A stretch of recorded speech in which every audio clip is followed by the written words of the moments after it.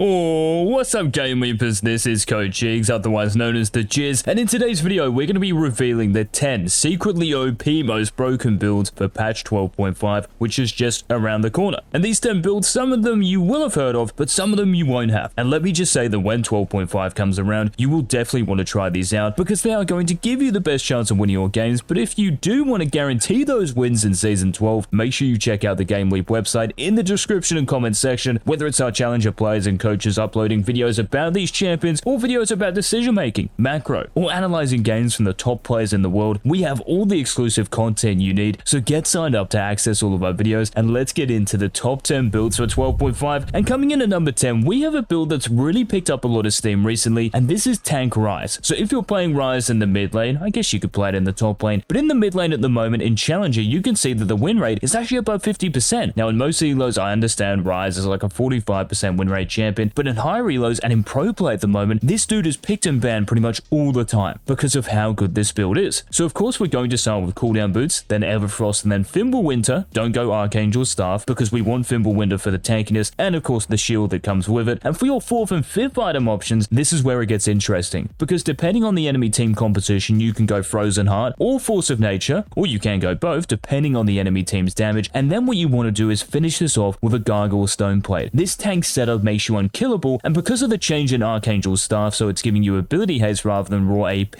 Ryze still has damage in the form of using as many cooldowns as possible, so the quantity rather than the actual quality. So as long as you're going tank items with ability haste, this still gives you enough offensive power while giving you so much defense. You become the unkillable split pushing mage king in the mid to late game, so this is why this Tank Ryze setup is on this countdown. Now ahead of this Tank Ryze setup, we're going to talk about Anathema's Chains Veigar, who we did mention in the last builds video, but to be honest, not enough people, especially in lower levels of play, are abusing this setup. This champion, despite getting a couple of nerfs recently to his armor and his ease cooldown, is still incredibly broken. So in terms of your build, we're getting Sorcerer Shoes with Everfrost and then Rabadon's Death Cap, the Magic Penetration, the Raw AP from Rabadon's, and of course the Root from the Glaciate active in Everfrost. This means that you can land your WQ and your ultimate, of course. I mean, it's pretty much impossible to miss your ultimate, but this gives you the offensive power you need to one-shot enemy champions. And remember that Q buff a few patches ago, this is accelerating your scaling, so you'll be dealing more damage earlier. These 3 items capitalize on that, but then what you want to build in most games is Anathema's Chains, because let's think about it in solo queue. There's always going to be someone on the enemy team who's fed. It might be a Vayne, it might be a Yone, a Zed, it might be a Kha'Zix in the jungle. Whoever that big damage dealer is on the enemy team who's having a good game, use your Anathema's Chains active on them, and they deal a lot less damage. By this point as well, because you already have all the damage you need, you don't need any more of it. You will still be one-shotting the champions you want to one-shot, so any more AP would kind of be overkill. This is why Anathema's Chains is such a broken item on this little blue mage, so make sure you abuse it in 12.5 as well, because there are no nerfs to Veigar and of course this build. Now coming in at number 8, the build that, to be honest, could be the most underrated on the Rift at the moment. This is mid lane Diana. So obviously the build will be the same for jungle Diana, but I'm really talking about the rune setup and really just how underrated mid lane Diana is. Because of the buff to your passive's AP ratio a few patches ago, Diana has really taken off in the mid lane as well as the jungle. So we're not just talking about the items. This is going to stay the same. Sorcerer Shoes, Rocket Bell, Zhonya's is exactly the same as the jungle, but what we're really talking about here is the rune page setup. So you can see that in high reload, when people run this rune page with Electrocute, 2 adaptive fours, and footwear and biscuits, which is giving them enough lane sustain, this has an incredibly high win rate. I don't know, it's a small sample size, but still, 9 out of 10 games you are going to win, and when you take Flash and Ignite, it is giving you so much kill potential. With your Lunar Rush, if you can land one of your Crescent Strikes, your pressure in the mid lane goes through the roof. And of course, because of your ultimate and mobility and one-shot potential, it's very easy to solo carry games as mid lane Diana, so she fills the number 8 position. But beating her to number 7 is really a champion and build who's kind of been forgotten about, because I don't think people realize just how good and effective Lethality Misfortune can still be. So on your screens, you're looking at the win rates and the setups for Master and above Lethality Misfortune. So by going Common and Cheap Shot, this is giving you the lane power you need to not only get out of it, but to actually win this, to stomp it. It's very annoying to play against and also procs off your double up, so you can deal a lot of damage in the first portion of a game. Now once you scale into the game, taking Eclipse, Swifty Boots, which is going to work with your W's movement speed, and then Collector, the damage you deal to squishy champions, and in solo queue, there's always going to be squishy champs on the enemy team. You will shred them, especially with your bullet time, which I think people forget about, got buffed towards the end of Season 11. So the number of waves increased by 2 at each rank. This means you're dealing more damage with this, and pair this with this lethality build, you will be shredding shredding your opponent's health bars maybe more than any other AD carry, especially once you're 2 or 3 items deep. So do not underestimate lethality misfortune in 12.5 as well. But beating her to number 6 on the countdown is the most broken jungler in the game, and this is Kha'Zix. And this is not Kha'Zix with Duskblade or Prowler's Claw, we're talking about Bruiser Kha'Zix because of the changes to the Bruiser items in 12.3, so Gore Drinker, Black Cleaver, more of Malmortius, Death Stands you can even build. For Bruiser Kha'Zix, because these items are giving you more attack damage, this means you'll be dealing more damage with them than before, and the damage fall off compared to Duskblade or Prowler's Claw, it's really not that bad. You're still going to be one-shotting the champions you want to one-shot because of your isolation damage and the increased attack damage from these items, but what you're also getting from these items that people don't really understand is the HP, is the durability, because as Bugsplat, this is really your big weakness. It's kind of like a Vayne getting the range from lethal tempo. As Kha'Zix, you're getting the tankiness, so you don't really have any weaknesses. It's extremely obnoxious to play against, so Bruiser Kha'Zix comes in at number 6. But starting off the top 5, guys, and if you do want these videos to continue of us informing you of what's OP and what builds are good, let us know by smashing that like button. And coming in at number 5, we have Mage Neeko. Now this champion, ever since she got updated, so the hitbox is smaller, your Q is dealing more damage, and of course your W is on a lower cooldown, Neeko has really started to dominate. And in higher elo, you can see with this setup, the rune page, and with Flash and Ignite, you have around a 55% win rate. That is pretty crazy, but we also have to thank the items that Neeko is building, because with Everfrost, Sorcerer's Shoes, and Zhonya's Hourglass, this gives you everything you'll pretty much ever want. With Everfrost and the Glaciate passive, the root, this allows you to land your Tangle Barbs, your Pop Blossom, and in team fights with your ultimate, this can be game winning. This means that you can hit multiple enemy champions, and with Sorcerer's Shoes, this gives you the magic penetration you would lack because you're not going Luden's Tempest. So Everfrost doesn't give you any of this, so Sorc Shoes are kind of necessary because enemy champions as well are probably going to build magic resist, whether it's Wit's End, Hex Drink, or more Malmortius, which are better now as well. We do need this MP. And then with Zhonya's, this allows you to make the game-winning, game-changing plays a bit more liberally because you know you have something to fall back on, you know you have that survivability in the active, and of course the tankiness this gives you with the armor inside of it. So Mage Neeko makes this countdown. Now coming in at number 4, we're heading to the bot lane again here, and to be honest, this build could definitely be number 1. In fact, all of these could be, especially this one because it's that damn broken at the moment, and this is Tank Healing Senna. So we all know that when Riot changed Senna's Q to slow enemy champions by 20%, you don't really need that much damage anymore because the slow is giving you more utility, so you can actually act like a support and build support items. This is why Locket of the Iron Solari Senna is currently the number 1 build. So after this, what you want to be building, which is kind of essential, is Redemption. This is going to improve the healing in your Q, which of course you're maxing first. So it may seem like a bit of a weird setup, like why not go Eclipse and Rapid Fire Cannon or Ginsu's, but the problem is you are very squishy with that setup. Yes, you're giving up a bit of damage with this Locket of the Iron Solari Redemption Senna build, but what you're gaining is tankiness, and you're still going to have the utility you had before, and once you do get stacks, you're really not going to see that big a difference. You're going to keep your whole team alive because you'll be spamming Qs left, right, and center, so Locket Senna fills the number 4 position, but beating her to number 3, well, this is actually a support played in the mid lane, and we've seen mid lane Karma really take off, even played in the top lane, because of the change that came into her ultimate. So with your abilities now, that's going to lower your mantra's cooldown. So this means, especially in the mid to late game, once you do get ability haze from your items, you're going to be getting so many ultimates off during team fights, whether it's with your E, the shield, whether it's with your Q to deal more damage and maybe peel and slow the enemy champions. It's very frustrating to play against. And the reason I like Karma mid lane as well a lot more than other enchantresses, so if we think of Soraka and Sona, is that she actually packs a bit of a punch. You do have to be a little bit careful because she has kill pressure. The setup you have with your focus resolve, and of course the poke you have with your Mandra Q, you have to respect it. This is why we're running Airy as well, because we are going to hit a little harder, but we do want to take resolve as our secondary tree because of the mid lane, especially against champions like Zed and Fizz. These assassins can be pretty scary. In this case, you'd take bone plating, but you always want revitalize. This is going to boost the power from your Inspire, so not only you, but your teammates are never going to die once you get scaling. So mid lane Karma with Shirelles, the movement speed, the ability haze from the mythic passive, boast the number 3 position in this 12.5 countdown, but ahead of mid lane Karma, the runner-up to the number 1 build and champion combination for 12.5 is no mythic Vayne. And you heard me correctly. On Vayne, if you don't build a mythic item for the first 3 to 4 items, you legit have a much better chance of winning. So as you see on your screen now, this is in Master and above in Korea. And you can already tell that Vayne is one of the most broken champions. Like if you build any item, you're probably going to be sweet. But what I want to draw your attention to is Blade of the Rune King as your first item. So in 10% of games, this is 36, they win over 70% of their games with this setup. So it might not be the biggest sample space and this might water it down, but it's starting off at 70%. This might go to 65 in like 100 games, maybe 60 over 500 games. And by rushing this item, even though it's a little more expensive now, you're getting 2% extra on hit damage. And so many champions in the moment have HP in their kit, whether it's tank center in the bot lane, whether it's a hull breaker rushing top laner, or whether it's a mage mid with Shadow Flame giving you more HP, with Rocket Belt HP, Everfrost crowned with the Shattered Queen. Everyone has HP. This item is always going to have value, and Shield Bow has been nerfed quite a bit in Kraken Slayer, to be honest. It's just a little bit over the top. You can just build Bork, which is giving you more survivability, and you will still hit just as hard. So Blade of the Rune King Rush Vayne is the silver medalist for 12.5, but she is beaten to the #1 position by a bit of a revolution in the top lane, because what's happening in the top lane at the moment is that lots of champions are rushing Hullbreaker as their first item. Because this is cheaper than the top lane mythics, it's becoming a much better first item than going your mythic item, because it's still giving you insane stats, and of course you're getting it sooner because you're not spending as much gold. So filling the #1 position on this countdown are the 3 best top laners who can abuse the Hullbreaker rush, and these are Nocturne, Yorick, and Alawi. And you might be shaking your head at me like, why on earth would you go Hullbreaker Nocturne? Well, ever since they buffed Nocturne's AD ratio in his Q, Nocturne has become a much better champion, especially in the top lane, which is where he can shine. Against melee champions, this is where his passive is better, this is where he's going to land more Qs because enemy champions are melee champions, and because of that as well, you can land your E, and your W is also really effective because of the attack speed, and of course, if you get ganked, you can just press your W, and that gank will probably dissipate. So Nocturne with Hullbreaker is actually very powerful, and of course Yorick and Alawi, these are 2 of the biggest split pushers in the game, so they love this item too. With these as well, you can also take Demolish in your runes, because this is going to boost your split pushing power even more, and because of the Alawi buffs last patch to your W and your attack speed, now is the time to play this champion, and she's really taken off across the board in every single elo, even in higher elos where she's typically struggled, just because she's so good at the moment. So those are the 10 best champion build combinations, guys, for 12.5. Make sure so you don't miss any of our future Season 12 content, you hit that subscribe button, and until tomorrow's daily upload, this has been the